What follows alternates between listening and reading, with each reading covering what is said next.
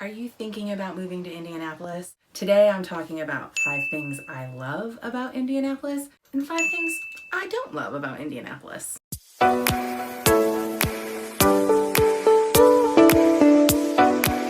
Welcome back to my channel. I'm Jillian. I'm a real estate agent with High Garden in Indianapolis. Okay, let's talk about Indianapolis. I moved here in 2007. So here are my top 5 things that I love about Indianapolis. Now I live in downtown Indy, but I'm talking about the whole city. Indianapolis is a very large city. I think we're in the top 10 of cities within the US. It is a huge city. It's very spread out. But what I love about it is the sense of community that you feel when you're living here. For me, that's in the month of May. Right now, we're just getting through this pandemic. It looks like we might be on the tail end of it, but everybody's got different thoughts on that. It's the month of May in Indy. The Indianapolis 500 has been moved to August because of the coronavirus. The month of May in Indy is all about the Indy 500. Even though the Indy 500 is not happening in the month of May this year, people are still putting out their Indianapolis Motor Speedway checkered flags, just checkered flags in general. I saw one of my friends ran the mini. She was preparing for the mini, and it's a mini marathon to kick off the month of May for the Indy 500, and she went out and ran her 13.1 miles. I think that's awesome. But that's what I'm talking about, sense of community. The month of May is about racing in Indianapolis. Just like when it's football season and the Colts are playing, you go to the office on Friday, lots of people are wearing Colts blue, wearing a jersey in an office set. I think that's super cool. It's different from anything I've ever experienced, and that's one of the things I love about Indy. There's a huge restaurant scene here in Indianapolis. I know I've talked briefly about this before, but we have nationally acclaimed chefs here in Indianapolis. There are so many restaurants. Anywhere you go, you have many options. And another thing I love about the restaurant scene, if you want to go to a dive and just have a fun experience for great food, you have that here in Indianapolis.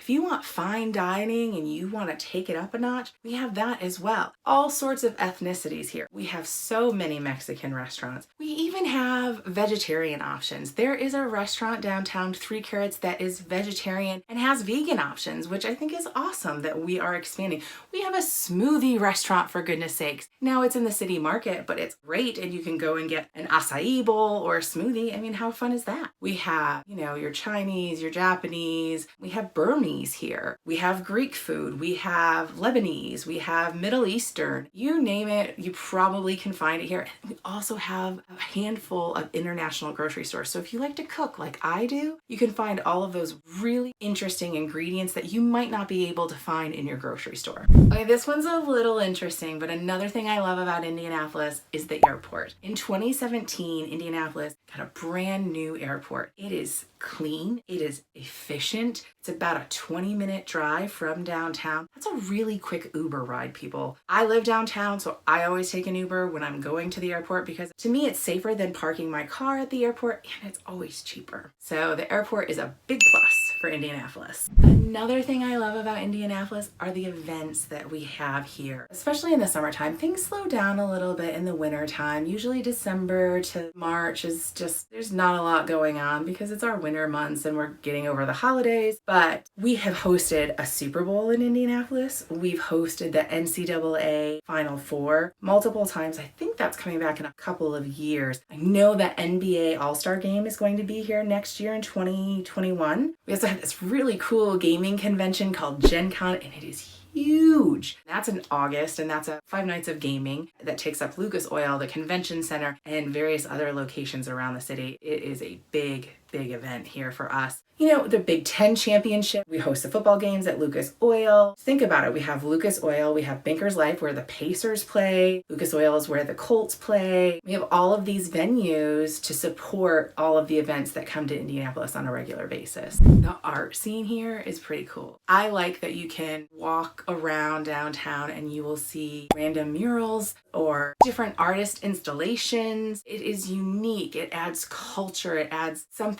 extra to our city, and it's one of the things I love about Indy. And on Mass Ave, which is a hot spot for eating and drinking, there's an art installation called Walking Anne, and that's all she does. She just walks. It's pretty cool. All right, so now let's talk about what I don't like, what I don't love. Every place has got them. You've got to have the good to have the bad. I think Indy is a city that wants to be more progressive, but that's held back by the conservative views of the whole state. I'm not trying to be political. I don't want to get into politics. I'm just sharing my perspective. I mean, we couldn't buy beer on Sundays until 2018 here in Indiana. Kind of lagging if you ask me. One of the other things I'm not a big fan of is how Indy is, it's the topography, right? I've said it before, Indiana's flat, it's pretty flat. There's some variations, just not a lot. So the topography of the landlocked state, just not my favorite. I think the public transportation here could use a lot of work. We did just get something new called the Red Line, which definitely connects downtown, midtown, and just a little further south at I believe it's the University of Indianapolis is where it stops. And it's quick, it's efficient. We need more things like that here. The public transportation is seriously lacking here in Indiana. I feel it's a place that you still need a car to get around. I think Indianapolis lacks a variety of healthy eating out options. I see Indianapolis as a very southern influenced city where a lot of cuisine can be pretty heavy. I'm thinking comfort food. Something Indianapolis is known for is the pork tenderloin, and that's a fried piece of meat on a bun. It's heavy. Just from my travels around, I would like to see more vegetables as sides over something heavy like a baked potato or a loaded potato. Those are excellent, don't get me wrong. I just want the variety. And the last thing is the humidity. I grew up with humidity, but Indianapolis takes humidity to a whole new level. Even though we're sort of in the middle of the US, we're south too. And man, it gets really humid here. It's just, and I'm not a fan of humidity. So there you have it. There are the 5 things that I love and that I don't love about Indianapolis. 5. If you found my video helpful and you're considering a move to Indianapolis, feel free to check out my website. You can search homes easily. I'm not going to bother you. I'm not going to bug you. Just get on there. And if you ever have any questions, I would be happy to be a resource for you. See you next week.